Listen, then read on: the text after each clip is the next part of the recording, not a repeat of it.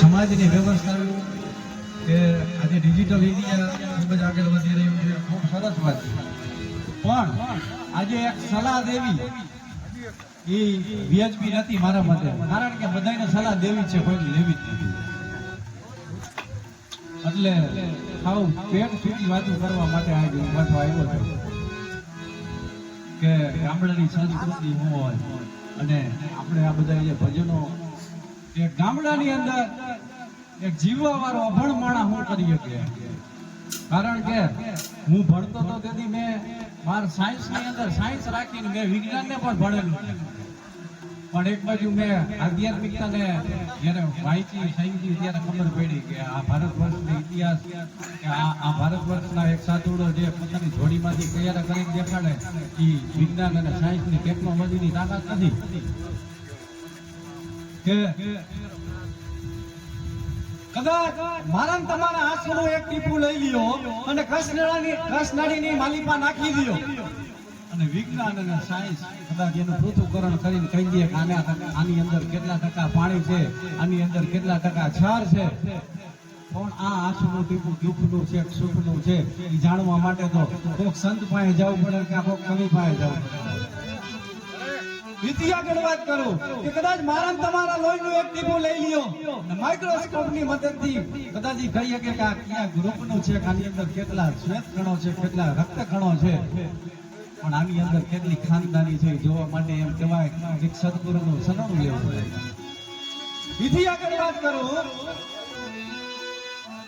કે જેરીમાં જેની કોબરા સાપ એમ કહેવાય કે એક ભૂકે જેથી એમ કહેવાય હાથના ઘઉંના લીલા કંચન જેથી ઘાસને બાળી દેતો હોય એ કદાચ મને તમને કહીડે એના પણ ઝેર ઉતારવાની વ્યવસ્થા વિજ્ઞાન પાસે છે. પણ માણાને માણા કહીડે, માણસને માણસ કરડે એના ઝેર ઉતારવાના વ્યવસ્થા આ વિજ્ઞાન પાસે નથી. એ ક્યાંક સમૃદ્ધ ગુરુ પાસે જવું પડે. એમ કહેવાય કે કચ્છની અંદર જસલ જાડેજા જેથી એમ કહેવાય સમાજે જેથી દસ લીધા ને તેથી થોડા નામના જેથી એમ કહેવાય સમર્થ ગુરુનો ભેટો થાય ને તેથી બધા ઝેર ઉતારે. આવી વાતો લઈ અને આજે સમાજની અંદર જે ખરેખર સમજવાના જે મુદ્દા છે એની વાતો મારે કરવી છે. તો આજે મને તમને વિચાર આવે કે આ શ્રાદ્ધ આપણે શું કરવા કરીએ કે અમેરિકામાં એના પૂર્વજો વયા જતા હોય, આપણે અહીંયા વયા જાય છે તો અમેરિકામાં તો કોઈ કાકવાસ નથી રાખતું, તો એના પૂર્વજોનું શું થતું હોય છે? આ ખરેખર આવા પ્રશ્નો ઉદ્ભવવા જોઈએ. શું કામ નથી ઉદ્ભવતું? કે આજ માણસ આજનો યુવાનને કઈ પ્રશ્ન નથી થતો એ જ મોટી તકલીફ છે. કે પ્રશ્ન થાય તો એમાંથી વાય ઘણું બધું જાણવા મળે. કે આજ આપણે શ્રાદ્ધ નાખીએ છીએ તો એ પરંપરા કઈ છે? અને કાગ નાખીએ છીએ તો એમાં આપણે કાગડાને જ કેમ પસંદ કરીએ? કે પક્ષીઓ તો ઘણા છે, કબૂતર છે, ચકલી છે, ભોલો છે, તો શા માટે આપણે આ કાગડાને જ પસંદ કરીએ? કે આપણા પૂર્વજો આપણા ઋષિ મુનિઓ જેમ એમ કહેવાય કે કાગ ભૂષણની ઋષિ થઈ ગયા એના વંશજો એટલે કાગડા. અને કાગડાને હું તમે બધાય સમાજની અંદર આપણે શું કહી છીએ? ચતુર કાગડો. પણ ભોળામાં ભોળો જો કોઈ પક્ષી હોય તો એ કાગડો. શું કરવા? કે પોતા દાણા પંખીડા પાડે હવ કોઈ પણ બીજાના બચડા કોક જ સેવે કાગડા. કાગડા કે અત્યારે ભાદરવા મહિનાની અંદર જે માદા કાગડો હોય એને બરાબર સગર્ભાવસ્થામાં હોય અને એને સરળતાથી જો આહાર મળી જાય એટલા માટે આપણી ઋષિ મુનિઓએ આ જે શ્રાદ્ધની પરંપરા શરૂઆત કરી. કે તમે વિચાર કરો કે એક માણસને માણસ ઉપયોગી આવે એ તો બરાબર છે, પણ એક પક્ષીને માણસ કઈ રીતે ઉપયોગી થઈ શકે એ મારી તમારી પરંપરા. કે કદાચ કાગડીના માળાની અંદર જે એના ઈંડા હોય ત્યાં કોયલ જઈ અને એના ઈંડા મૂકી આપી અને કાગડી આ ઈંડા હેઠા પડી અને એ ઘોડું પક્ષી એમ કહેવાય એને પણ સેવી અને એના કાગડા જે કોયલના બચ્ચાને મોટા કરતા હોય. લોક સાહિત્યમાં દૂરો લખી કે પોતા દાણા પંખીડા પાડે હવ કોઈ પણ બીજાના બેચડા મોટા કરે કોક જ સેવે કાગડા. આ મારી તમારી પરંપરા છે. પણ હારી તકલીફ યા થઈ ને કે હવની રીતે ધર્મને હવ સમજાવ્યું. આજે અમે મોરબીથી આવ્યા તો કોઈ એમ કહે કે વાગડ જવું છે તો કોઈ રાજપતથી કોઈ કહે, કોઈ ટંકારાથી કહે, કોઈ બીજી જગ્યાએથી કહે. બધાય હવની રીતે સાચા છે. આપણે કોઈને ટાર્ગેટ નથી કરતા કે ખરેખર આ રસ્તો ખોટો છે, પણ જે આવવા વાળો માણસ છે ને એ મૂંઝાઈ જાય કે મને તમને ધર્મે ઘણું બધું શીખાયું, પણ આ માણા અત્યારનો એટલો બધો મૂંઝાઈ ગયો. હવે મારે આમાં શું કરવું કે મારો ને તમારો ધર્મ એટલો બધો ચાવીને ચીગમ જેવો કરી નાખ્યો નથી. માણા અંદર ઉતારી એકતો નથી બાયણા કાઢી આવો ધર્મ ને કરી. કદાચ મારો તમારો ધર્મ મને તમને ઈ શીખવે કે મારો તમારો ધર્મ મને તમને ઈ શીખવે અને બે ભૂલ કરી ગયો છે આ ધર્મ સમજવામાં માણસ કે મને તમને ધર્મ સમજાણો છે કે પાણામાં ભગવાન દેખાડી ગયો પણ માણા પણ દેખાડી. બીજી વાત કે મારા તમારા આવકનો 10મો ભાગ ઈ કઢાવી ગયો પણ સાચી નીતિથી કમાતા ન શીખવી. મારી તમારી આ જે ધર્મની પરંપરા છે, મારી તમારી જે ઉજળી સનાતન ધર્મ એટલે શું કે જેની અંદર એમ કહેવાય જે માણસને સમજણ પડે કે મંદિરે જવું કે ઇતિ આગળ જવું એવી બધી પરંપરાઓને ખુલ્લી રાખેલી છે. આવી પરંપરાના આપણે વારસદાર અને એક પટેલના દીકરા તરીકે આ બધા આપણા કાર્યક્રમ જ નથી, પણ છતાંય આજે સ્વામિનારાયણના મંદિરની અંદર મેલડીમાંનો કોફળો કરવો હોય ને એટલું અઘરું કામ છે. કેમ કે વિષય આ બધા નારાયણ ગઢવી બારોટ એના છે, પણ આજે પટેલ સમાજના દીકરા કે અન્ય સમાજના દીકરાઓ જે ખરેખર આજે સ્ટેજ સંચાલન કરતા હોય કે બોલવું એ ખરેખર અઘરી વસ્તુ હોય છે. પણ ગીતાનો ગાનાર કૃષ્ણ એમ કે યદા યદા હિ ધર્મસ્ય ગ્લાનિર્ભવતિ ભારત અભ્યુત્થાનમ ધર્મસ્ય તદાત્મ્યમં સુજામ્યમં પરિત્રાણાય સાધુનાય વિનાશાય તદુષ્કૃતમ ધર્મ સંસ્થાપનાર્થ સંભવામિ યુગે. કે સમગ્ર ભારત વર્ષના જે કઈ ધર્મો છે એને લઈ લ્યો તો એની અંદર એમ કીધું છે કે હું પ્રભુનો બાળક છું, ક્યાંક એમ કીધું છે કે હું પ્રભુનો વાહક છું, પણ મારો તમારો બાપ એમ કહી ગયો છે કે હું પોતે જ ભગવાન છું. આપણે આ પરંપરાના વારસદાર છીએ કે જ્યારે જ્યારે આ ધર્મ ફેરાય છે તેથી તું ઉપાધિ કઈમાં હું બેઠો છું, હું પાછો ધર્મ કાપવા માટે પાછો હું જન્મ કરું. આવી પરંપરાની જ્યારે ઉજળી વાતો કરતા હોય ત્યારે કદાચ 4 વેદ 18 પુરાણ ગીતા લઈ લ્યો અને ગીતાનો આખો કર્મયોગ લઈ લ્યો, મને તમને એમ કહેવાય કે જીવન જીવવાના કેળા એની અંદર ઘડી જતા હોય. હારી તકલીફ એવી થઈ છે ને કે ગાડી આમ રોડ ઉપરથી ચડી પછી આમ સેજ આમ હેઠી ઉતરી જાય એટલે આપણે પાછું પાટે ચડાવવાનો પ્રયત્ન કરે. તો એને જવા દો તો ખારીઓ આવે પાછું ખેતર આવે પછી હરવતી પાછી કાઢી જાય. આપણે ભરાઈને પાછી ધરાહર પાટે ચડાવવા જાય ને એમાં પલટી મારી જાય. પણ કૃષ્ણ એમ કહેવાય જગત ગુરુ કહેવાય ગયો કે આખા જગતને ગુરુ માનવા પડે એવા ભગવાન શ્રી કૃષ્ણ કે ગોકુળિયું મને હવે ગમતું નથી, યમના લાગે ખારી ઝેર, મારા વાલા આયરે વેર તો સીધને કરાવ્યા સાંભળા. ઈ ભગવાન કૃષ્ણ ચંદ્રમણી મને તમને ગીતાનો સાર દઈ ગયો પણ એના નહોતા મહિના. ત્યારે અંદરો અંદર કપાઈ અને જદી એમ કહેવાય ભગવાન પોતાના અંતિમ ચરણની અંદર જ્યારે પોતાનું જીવન જીવી રહ્યા હોય અને બલભદ્ર એમ કહે છે કે મારે હજી આ બધું ક્યાં સુધી જોવાનું છે, ત્યારે ભગવાન કૃષ્ણ એમ કહે છે કે તમારે ન જોવું હોય તો હવે ત્રિવેણી સંગમ છે ત્યાં તમે પાછું શેષ નારાયણનું રૂપ લઈને તમે તમારે વિદાય લ્યો. ત્યારે એમ કહે છે તારે હજી જોવું છે તો કે હજી મારે એક કામ બાકી છે, તો કે મારે હજી એક કામ બાકી છે.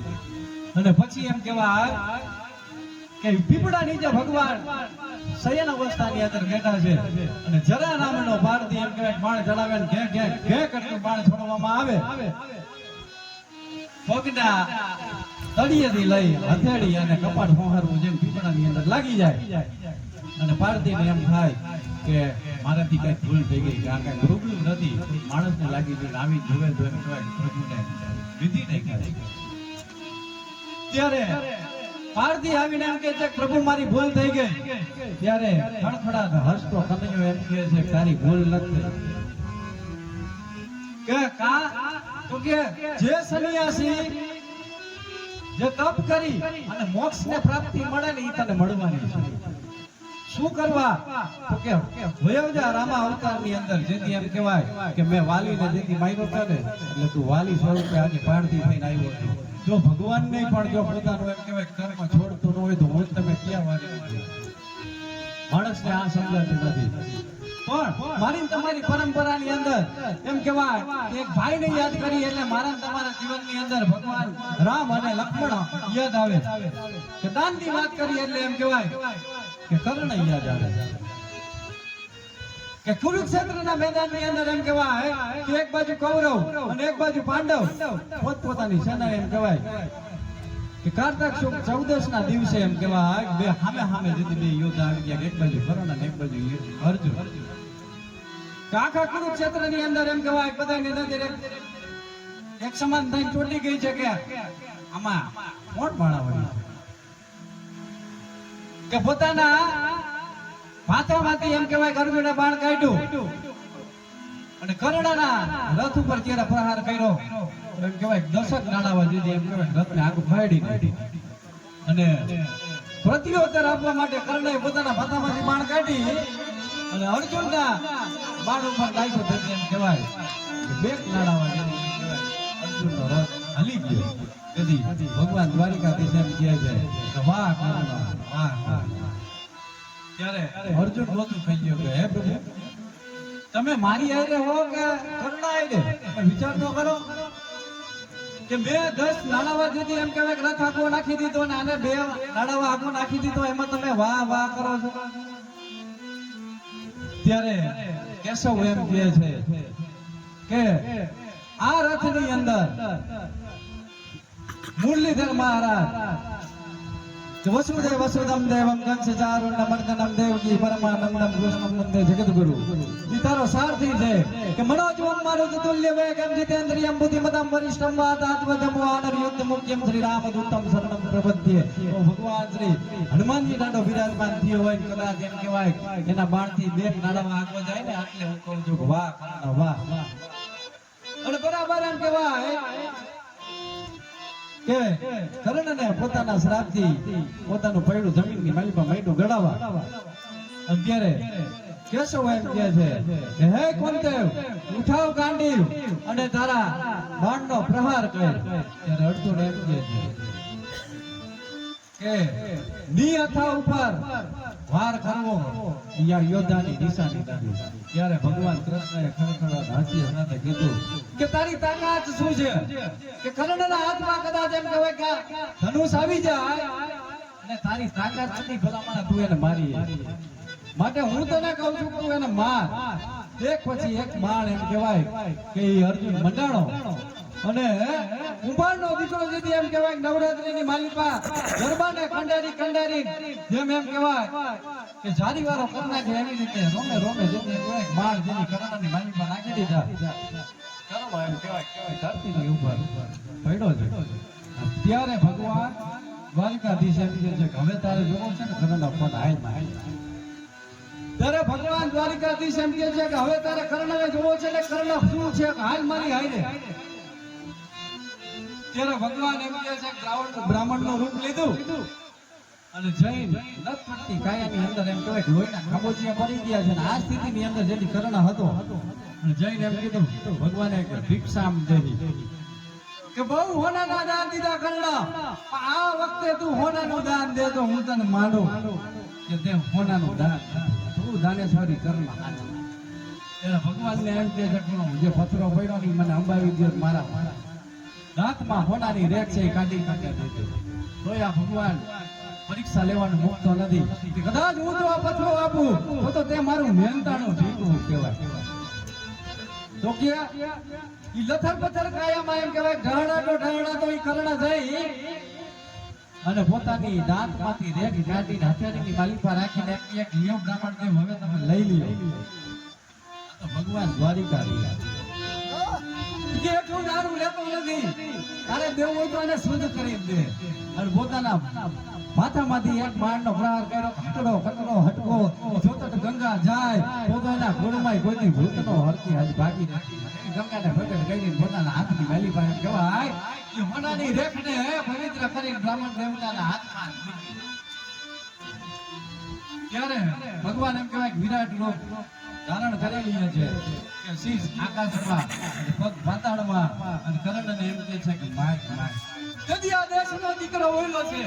આજ તું મારી આ માંગણ થઈને આવ્યો છો. આજ હું તારી પાસે માંગણ આ મારી તમારી પરંપરા રહ્યું છે. આ ઇતિહાસને વાંચો તો તમારા મારી અંદર એમ કહેવાય કે રૂવાડા બેઠા આવી વાતની થઈ અને ભગવાન એમ કહે છે કે બોલ તારી છેલ્લી ઈચ્છા શું છે. ત્યારે કર્ણ એમ કહે છે કે મને જ્યાં કુંવારી જે ધરતી હોય અહીંયા મારો અગ્નિ સંસ્કાર કરજો હોય અને હાલનું સુગર તાપી પાસે એમ કહેવાય પોતાની હથેળીની માલી પાસે એમ કહેવાય કે પોતાનો અગ્નિ સંસ્કાર કર્ણનો કર્યો હતો. આવી વાત અને લોક સાહિત્યની અંદર દુઆ લખાઈ જાય કે ન મને હંતા ઠાકરા નાણા નહીં નહન પણ કીર્તિ કેરા કોટડા હોતો ભાઈડાઈ નહીં કે જસ જીવન અબજસ મરણ કરી દેખો કોઈ કહા લે ગયો લંકાપતિ કહા કરણ ગયો કોઈ. આજ હું તમે હવારના ફોનમાં કોમ માણા ખોટું બોલતો હોય હું તમે એમ કઈ કરણના ફોનમાં ખોટું ન બોલાય ભલા માણા એના નામે નોંધી શું કરવા કે એના કર્મો કે મારા તમારા ગામની માલિકા હું તમે મારા તમારા ગામની અંદર કીર્તિ સ્તંભ ખોડાવી શકી. મારા તમારા ગામની અંદર પરબ બનાવી શકી. મારા તમારા ગામની અંદર એમ કહેવાય ચરિત્રો બનાવી શકી. મારા તમારા ગામની અંદર પાડીઓ એમ ન પડાવી શકી. એની માટે તો એમ કહેવાય શહાદત વર દેશ માટે ધર્મ માટે ગાયો માટે જેને એમ કહેવાય કે લીલા માથાના બલિદાન દીધો છે ને કે પાદરી ઉભા પાડિયા રણ મેદાન થયા રાખ આબરૂ બચાવી ઓરોની ફંડતા દીધા.